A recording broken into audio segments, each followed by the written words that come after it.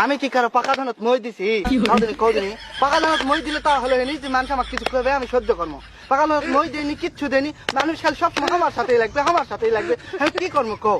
আমি শখ করে কালকে কলেজের গেছি, কলেজের যায় তো প্রিন্সিপাল আমার দিকে তাকে আছে, কলেজের গিয়ে ঢুকতে কি না ঢুকতে তাকে আছে।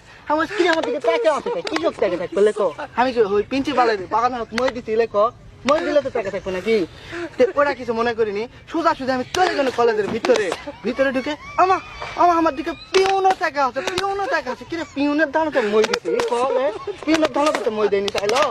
পিউনের দাঁড়াতে মই দেয়নি, প্রিন্সিপালের দাঁড়াতে মই দেয়নি, তাহলে তাকে আছে কেন? তাকে আছে কৃষক, আমার দিকে তাকে থাকা লাগে কৃষক। তাকে থাকা দেখে আমি মনে করছি না নিজেকে গর্ববোধ মনে করলো যে আমার দিকে মেয়েটাকে আছে রে, মেয়েটাকে আছে, তাহলে আমার কপাল ভালো নয়। তো ওই জায়গা থেকে আমি ভিতরে গেছি, যা দেখি যে ঘন্টা দেয় না দপ্তরি, ওই আমার দিকে তাকে আছে, ওই তাকে থাকতে থাকতে আমি খেয়াল করলো মুচকি হাসুছে। দপ্তরে আবার ক্লাস খাবে গে? দপ্তরি তো ক্লাস খাওয়া না তাইলো?